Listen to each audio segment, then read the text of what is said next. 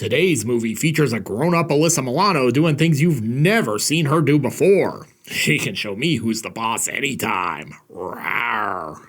Welcome to Sick Flicks, where I take a deep dive into the cinematic sewer to help you embrace your inner gore geek. I'm Mike Bracken, aka the Horror Geek, and today we're tackling the erotic chiller, Embrace of the Vampire. Released in 1995, the only reason anyone even remembers Embrace of the Vampire is because Alyssa Milano did topless scenes in it and made out with Charlotte Lewis. Milano was one of primetime TV's darlings, so seeing her smoking and hooking up with vampires was a pretty big deal. Amazingly, this did not kill her career. But enough about that. Can Embrace of the Vampire drain enough college kids to fill 5 barf bags with blood? Let's get to the gore and find out. Oh, and before we get started, today's video is sponsored by Skillshare, the online learning community where the creatively curious can explore their passions and learn new skills. Whether you're interested in learning about marketing, design, filmmaking, or any other creative endeavor, Skillshare has thousands of courses that will allow you to explore your creativity, level up your abilities, or just satisfy your curiosity. With 2023 right around the corner, are you thinking about starting a YouTube channel and living that influencer life? If so, you should check out Script, Shoot, and Edit with MKBHD. Marquez Brownlee is one of this platform's biggest stars with over 13 million subscribers, so he clearly has some insights about how to grow a channel. MKBHD's course walks you through the entire process, step by step. From the obvious things like scripting, filming, and editing, to more nuanced topics like hooking your audience and growing your channel. If you want to learn the ins and outs of creating YouTube content, Marquez has you covered. Skillshare is curated specifically for learning, meaning there are no ads and they're always launching new premium classes so you can stay focused and follow wherever your creativity takes you. Sound interesting? Well, I've got good news. The first 1,000 of my subscribers to click the link in the description will get a 1-month free trial of Skillshare so you can start exploring your creativity today. Thanks again to Skillshare for sponsoring today's video. And now, let's get bloody. We fade in on some credits. Alyssa Milano, I love those cookies. Hell yeah. No, not like that, you pervs. I mean those delicious Pepperidge Farms cookies. Hello. Here's Martin Kemp. He's a member of pop group Spandau Ballet and star of The Craze. Fun fact, this movie probably saved his life. On set, a crew member told Kemp his veiny forehead prosthetic looked great. The problem was that Kemp wasn't wearing a prosthetic. He had undiagnosed brain tumors. Yeah, Embrace of the Vampire. If you entered any frat house circa the year 2000, this was guaranteed to be on a shelf next to the Girls Gone Wild collection. Hey, it's Rachel True from The Craft. I wonder if Martin Kemp sang True to her on the set all the time. I know this much is true. And Charlotte Lewis. You may remember her as Eddie Murphy's love interest in The Golden Child, which is an underrated film in my opinion. What? And Jennifer Tilly? Maybe this ties into the Child's Play universe somehow.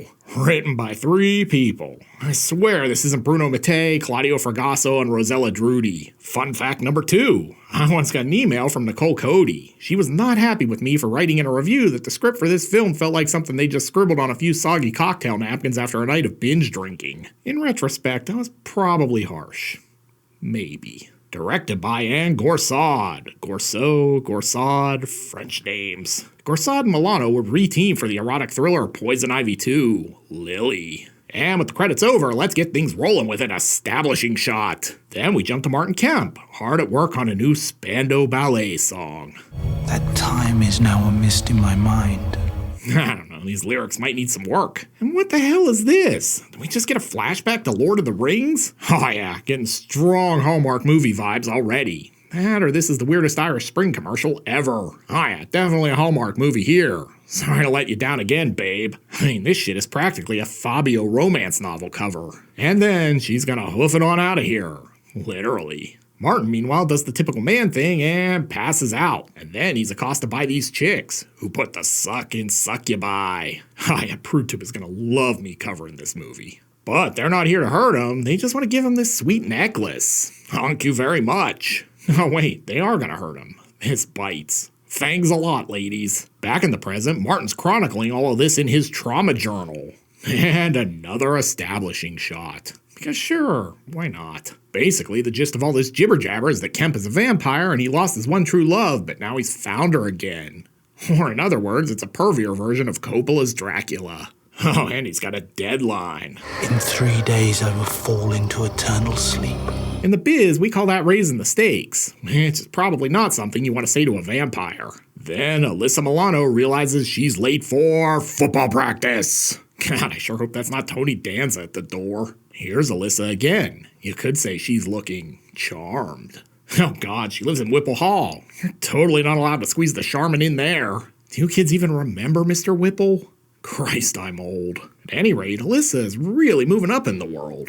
Also, what the fuck is going on at this school? They have an ancient vampire living in the clock tower? How has no one noticed this? Oh God, she's about to walk into a Claudio Fagasso movie. Jesus, how many ladders does she have to climb to get to this dude? It was easier to get to the top of Everest. Look, Martin Kemp seems like a really nice and talented guy, but I'm not sure I'm buying him as a heartthrob vampire here. Maybe they should have gotten Rick Astley. But yeah, you can definitely see those forehead veins. Dude looks like he was mainlining Tren, creatine, and pre-workout right into his noggin. Wait a minute, I thought this was a vampire movie, not an Herbal Essences shampoo commercial. Since they're not really doing anything interesting, let's go for a ride to see if we can find something more exciting. Guess we struck out because all we found is Amazon Basics Ben Savage. Top-notch campus security here. They just leave passed out co-eds laying on the lawn. Then he uses the old, well, since I'm here, might as well crash with you gambit. Also, who the hell gets a dorm room like this at college? Is her dad the dean or something? Morning comes, and you know what that means. It's time for football practice. Then she's like, you gotta get out of here. Judith Light and Tony Danza are gonna be up here at any minute. And Budget Ben makes his move. Topanga is gonna be so pissed if she finds out. He's about to slide into home plate, but he clearly misread the sign at second base. Crystal. Oh yeah, shut down. After some boobs, which I cannot show you because PruTube hates them, we learn the least shocking thing ever. Alyssa has daddy issues. I wish I'd seen him at least once before he died. Anyway, Ben Savage won't give up a high-pressure sales pitch for some action. We were talking about coming of age and when you think you'll be able to make love to me. I'm that used car salesman with more restraint. What's with her hat? Is she working as a chimney sweep? That thing is downright Dickensian. And clock tower establishing shot. Inside, Alyssa's praying. Dear God, please don't let me showing some skin in this movie ruin my career. Amen. She hits the hay for some well-deserved slumber, but someone's talking. You think you are in love? Hey, can you keep it down? I'm trying to sleep here. And he's in her room. I can't tell if this is Martin Kemp or Terry Silver. Whoever he is, he's clearly got the hot hand, judging by all this smoke. Aw, he's gonna give her his Ankh necklace. This is just like high school when your girlfriend put your class ring on a chain and wore it around her neck. Then she wakes up. Who are you and why are you in my room? What is with me waking up with strange men in my bed all the time? And more boobs I can't show you. Milano reportedly took the role and did the nudity here because she wanted to break away from all the good girl roles she was getting offered after Who's the Boss. Didn't seem to hurt her career at all. But as Biggie Smalls once said, it was all a dream. I gotta lay off the cheese before bed. Clock establishing shot. The next day, she runs into Rachel True. Hey, wanna join our coven? Sorry, I already pledged the vampire house. Oh God, did they just get accosted by Dawson from Dawson's Creek? Sorry, I thought you were Pacey. Then things get tense. Oh, this is cute. The campus virgin defending the campus nympho? Settle down, Five Below Drew Barrymore. Later, Rachel True comes to check on Alyssa. Hey, you want to join us? We're going to do the invocation of the spirit rite later. I will say it was a bold move to put her in an orange dress in front of an orange wall. She's practically invisible. And while she's here, she finds the Ankh necklace. Have you been dating rappers again, Alyssa? And then she puts it on. And from that moment forward, Alyssa was an honorary member of X-Clan.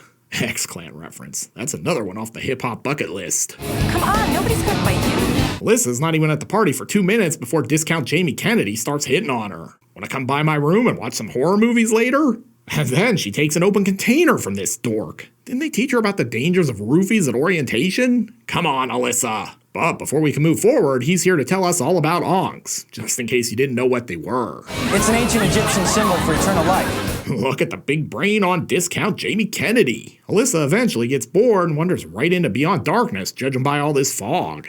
I mean, has anyone made sure this frat house isn't on fire? That's a lot of smoke. Anyway, she heads up to the rooftop, but she doesn't find good St. Nick there, just this creepy vampire dude. I'm gonna train you in the ways of Cobra Kai. No mercy. Kinda wild. Thomas Ian Griffith played a vampire too in John Carpenter's Vampires. Then he makes his move. Clearly, Alyssa is finger-licking good. But it's all a dream again. Oh god, Alyssa's out here making out with her imaginary boyfriend again. Come on, Alyssa, let me introduce you to a real man. Literally. Oh shit, it's one of the new kids on the block. He's getting a little handsy, but don't worry, our vampire is here to save her. By god, he's got the reverse claw on Jordan Knight, and he's definitely hanging tough. Yeah, my JR still sucks. I guess Martin's really worked up an appetite since he's going back for a second serving. I'm net joking. Then he bites her. This is a tough nut to crack. If you were wondering what happened to I Can't Believe It's Not Ben Savage, he's lost in the woods, presumably while looking for a better movie to act in. But instead of the role of a lifetime, all he finds is Alyssa hooking up with the vampire. He's really trying to knock the bats out of her belfry, if you catch my drift. And it turns out this was all just football practice. A lot of football practice in this movie. Anyway, he's got to make a call. Hey, am I still even in this movie? I'm not getting a lot of scenes. What do you want, Ben? No, I'm not sleeping with a vampire. Why do you keep asking? Martin Kemp, meanwhile, is out here posing for that Edward Hopper Nighthawks painting. Hey, wait a minute. That's Budget Ben, not Marilyn Monroe. Don't mind me. I'm just going to sit here and finish my cup of blood. Hey, are you hitting on me? I'm just here to study for the bartender's exam. Man, this guy just can't take a hint. He's like the guy who takes the urinal right next to you instead of one of the 40 empty ones instead. You're a good-looking guy. Oh my god, he might actually be hitting on him. Time for another clock establishing shot. It's like even the movie is so bored with itself, it's just counting down the minutes until it's over. Must have been laundry day because now Alyssa's walking around in some old socks and a garbage bag. I wonder if she's going commando. Schwarzenegger isn't gonna be pleased. Oh hey, I almost forgot. Charlotte Lewis is in this movie. She has a camera, which means she's gonna try to pick her up with the old, I'm a photographer, let me do your headshots gambit. You wanna come see my work? Man, did I nail that or what? That's a screenwriter's credit for me. Back at Charlotte Lewis's place, she's all like, see all these beautiful naked people on the wall? You could be one of them. Wink, wink. Oh yeah, she's running the whole playbook on sweet innocent Alyssa. Here, smoke some cloves. College is all about experimentation and finding yourself. Really, forget about the devil's lettuce. The path to hell for good Catholic girls is clearly paved with clove cigarettes. You mind if I take some pictures of you? Oh yeah, told you it was coming. Hell yeah. No, not like, well, yeah, actually, probably exactly like that. Well played, Danny. Well, I guess this'll work. I was hoping for something a little more Playboy and a little less JCPenney's catalog, but it's a start. She probably doesn't even have film in this thing. Oh yeah, we're headed to Skinamax After Dark territory. All that's missing is the enigma on the soundtrack. Charlotte Lewis is about to seal the deal, but Alyssa gets cold feet and jets. And after all that hotness, let's settle things down with a school establishing shot. Let me tell you, nothing cools the inflamed passions quite like architecture. Back at Ben's dorm, he's trying to hide all his pervy magazines when Kenny G drops in for a visit. But then Alyssa calls and cancels on him. Man, I hit all my hustlers already. But despite his best efforts, he gets shut down. Maybe Topanga is free tonight. Oh, no wonder she needed to be alone to study. Chica's bombing out of film school. Christ, with grades like this, she'll spend the rest of her life making stupid videos about movies on YouTube. I speak from experience. And if that wasn't bad enough, she's getting accosted by head mean girl Drew Barrymore. Later on, Martin appears to be auditing this art history class. I guess shirts are optional. I mean, it's cool. If he's gonna squat on campus for free, he might as well learn something while he's here. After cutting class early, she falls asleep and finds herself in this film's most infamous scene.